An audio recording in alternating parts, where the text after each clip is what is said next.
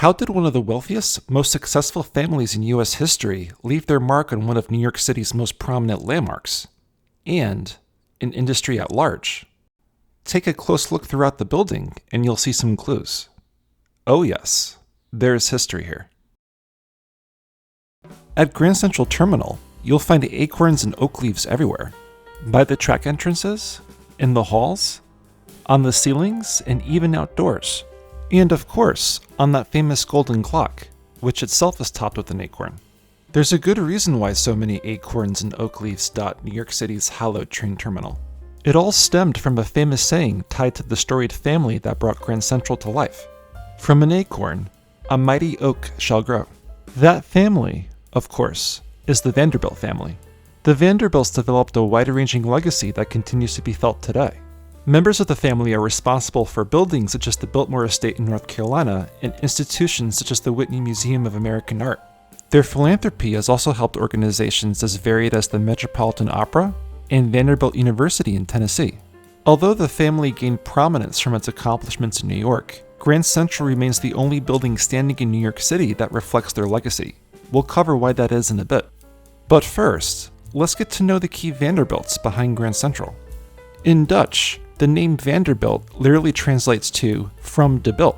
This references the home village of Jan Aertsen, an indentured servant who left the Netherlands for the colony of New Netherland, now New York. He changed his name from Aertsen to Vanderbilt to reflect his origins. Jan's descendants eventually moved to Staten Island, living a modest, under-the-radar life. That was until a family member who became known as the Commodore arrived on the scene. That family member, Cornelius Vanderbilt, built his name and reputation, along with the family's, in transportation. But it wasn't trains he started with. It was actually ferries. After working on his father's ferry as a child, he started his own business transporting passengers and cargo to New York from Staten Island. During the War of 1812, he expanded his operations to supply local government outposts. It was the ultimate startup, and one that was very profitable and growing. However, he changed course when Thomas Gibbons, a successful steamboat entrepreneur, hired Vanderbilt to be a steamboat captain for his New Jersey to New York ferry routes. And yes, this is the same Gibbons who prevailed over ferry competitor Aaron Ogden at the U.S. Supreme Court. Their landmark case, Gibbons v. Ogden, established the federal government's exclusive right to regulate interstate commerce. Through his years working for both Thomas and Thomas's son from 1818 to 1829, the Commodore learned the ins and outs of running a successful steamboat business. Eventually, he went back into business for himself, and that's when things really took off. Over the next few decades, he established successful steamship routes across the Hudson River before moving on to Long Island and the Northeast Seaboard. He even capitalized on the California gold rush craze by launching the Accessory Transit Company, which transported passengers and goods from New York and New Orleans to San Francisco. Through his efforts, he became a millionaire by 1846. In fact, the Accessory Transit Company alone generated more than $20 million annually in today's US dollars. He was so successful that competitors bribed him to shut down the Accessory Transit Company to the tune of more than $2 million per month in today's dollars. Not too shabby for a passive income stream. In fact, Grand Central's logo today reflects the Commodore's early years in the steamboat industry, though not if you look at it right side up. Give it a complete 180, and you'll see the T looks like a steamship anchor, which, unsurprisingly, is not by coincidence. Speaking of trains, how did this successful steamboat titan gain a foothold in the rail industry? Ironically, before he ventured into the railroad industry, Cornelius narrowly avoided death on a train himself. He, along with future U.S. President John Quincy Adams, survived the notorious 1833 Hightstown rail accident.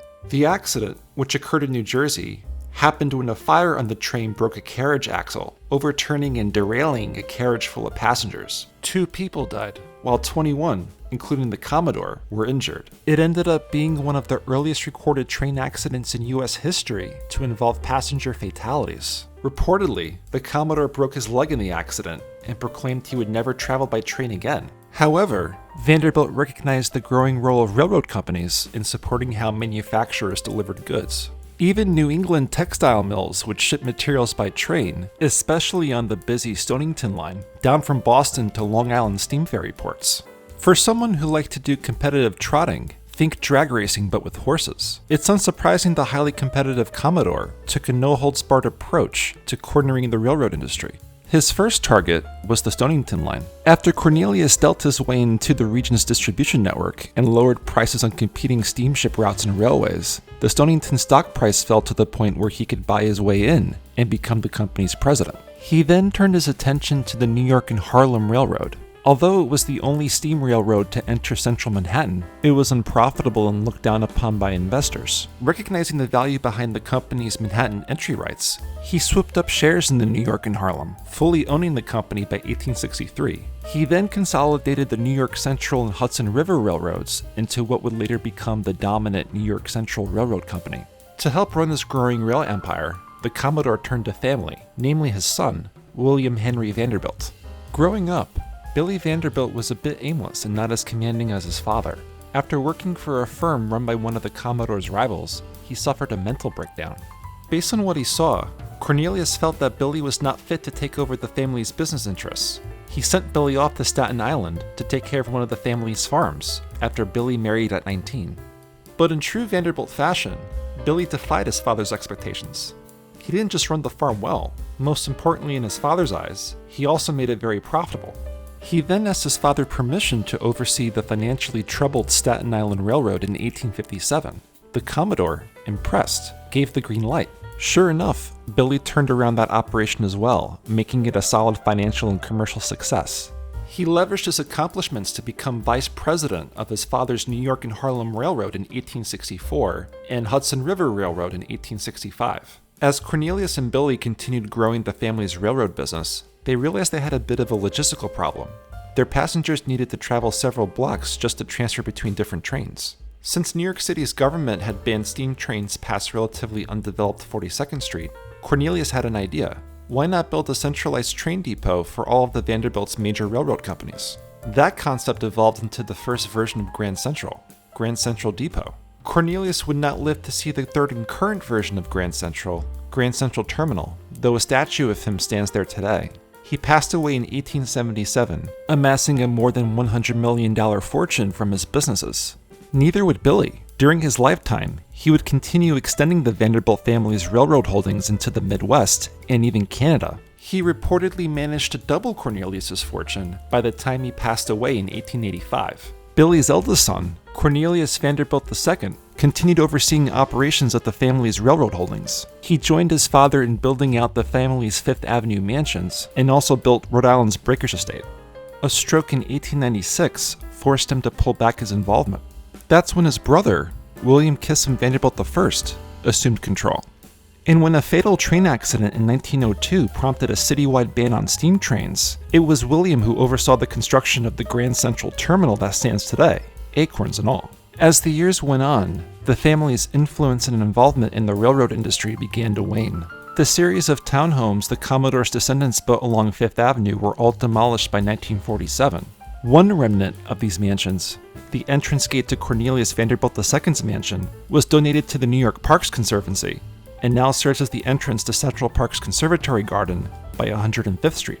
Even the New York Central went into bankruptcy after the Vanderbilts relinquished control in 1954. The lines the company originally controlled are now operated by Amtrak.